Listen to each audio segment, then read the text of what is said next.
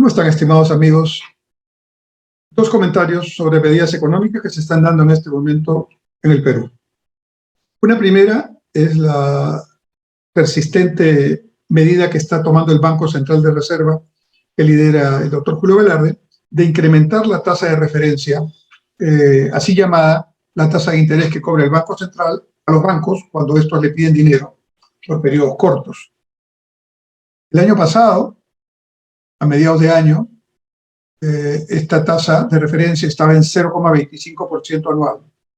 Así como lo escuchan, 0,25% anual, lo cual era una tasa bastante competitiva internacional y con una inflación que no era más del 3% durante muchísimos años, ¿no? Gracias a la buena política macroeconómica que se aplicaba. 0,25 anual. Entonces, hoy en día tenemos una inflación, el año pasado fue cercana al 7%, el 2021, hoy día está anualizada en alrededor del 4% y tal vez sea más por los incrementos que vienen con origen externo, más la situación política interna que también complica el tema. Entonces el Banco Central ha decidido, como debe ser, elevar esta tasa de referencia como una señal al mercado para hacer más caro el costo del crédito y por lo tanto bajar la demanda global, y bajando la demanda global dejar de presionar la inflación, o sea, los precios hacia arriba. Bueno, a abril del 2022, esta tasa, que era de 0,25 el año pasado, ahora está en 4,5%. Es decir, ha subido 16 veces. Persistentes elevaciones que el director del Banco Central ha adoptado. 4,5%. Es una clara señal para que el mercado, como digo, reaccione, los bancos eleven también el costo del crédito, el crédito se haga más caro y por lo tanto haya menos crédito, y si hay menos crédito, menos demanda también por el lado de crédito para inversiones. Y esto en un momento en el que efectivamente necesitaríamos más inversión privada. Pero esto no sería un problema tan grave si no fuera por el hecho de que la inversión privada antes de esta elevación de la tasa ya está baja. En los últimos meses ha sido negativa. El Banco Central en su último reporte de inflación estima que el 2022 será 0% de crecimiento de inversión privada, pero el IPE piensa que será 9% negativo. Y yo creo más esta cifra del IPE porque el Banco Central me parece que está haciendo alguna posición para no generar expectativas tan negativas, ¿no? Una posición, digamos, más moderada, pero claramente el Banco Central dirá lo que es la realidad, como es su costumbre, cuando las cifras ya vayan mostrando esos niveles. Una inversión privada que crece negativamente, es decir, que no crece, significa menos producción. Y menos producción significa menos empleos.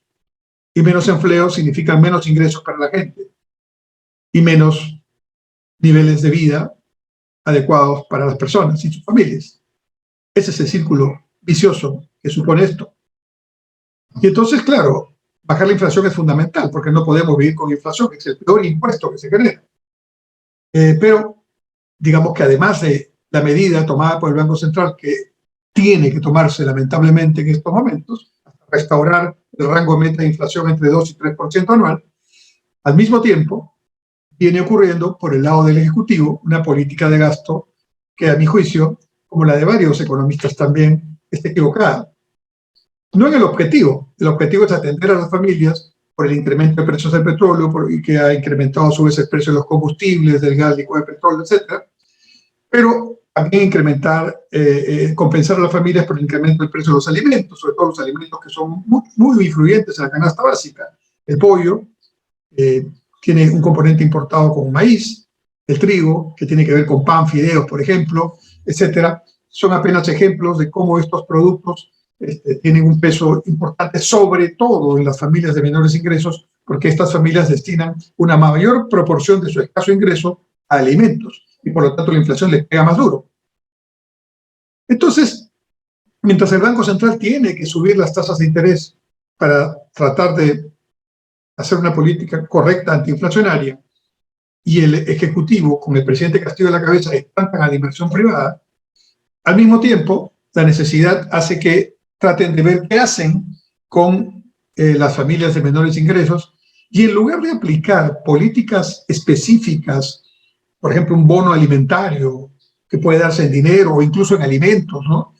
En lugar de hacer eso, lo que promueven es generar que haya gasto para todos, ¿no? Políticas generales de exoneración de IGB, ley de por medio, exoneración de impuestos selectivos al consumo, mediante un dispositivo que es un decreto supremo, con lo cual esto ya se vio en los años 70 y 80, lejos de beneficiar al consumidor final, está beneficiando a niveles intermediarios de comercialización y a las propias empresas importadoras que no se perjudican para nada. El Estado deja de tener alrededor de 300 millones de soles menos de ingreso mensual por tributos, o sea que en 3 meses o en 6 meses son prácticamente 2.000 millones de soles menos que va a tener de ingreso, y cuando tenga la posibilidad de, porque los precios bajen, y de recuperar esta, volver a poner estos impuestos, a ver si la población está de acuerdo con que le vuelvan a poner impuestos a los alimentos y a la gasolina. En lugar de hacer eso, el Estado, con un MEF que ha debido ser muy fuerte en este tema, ha debido decir, apliquemos bonos alimenticios directos, transferencias directas, y no generalicemos eliminación de impuestos que luego será difícil recuperar y que ya afectan la caja fiscal. Conjunto de elementos que nos dan la idea de que no se está manejando bien el tema económico en la parte del Ejecutivo, Ministerio de Economía y Finanzas, y desde el presidente, y el Banco Central haciendo su tarea, pero sin el contrapeso adecuado y sin la inteligencia en el MEF y en el Gobierno Nacional para actuar con el objetivo de que las familias no se perjudiquen, pero sin generar problemas a la caja fiscal y, sobre todo, al futuro de estas mismas medidas. Gracias.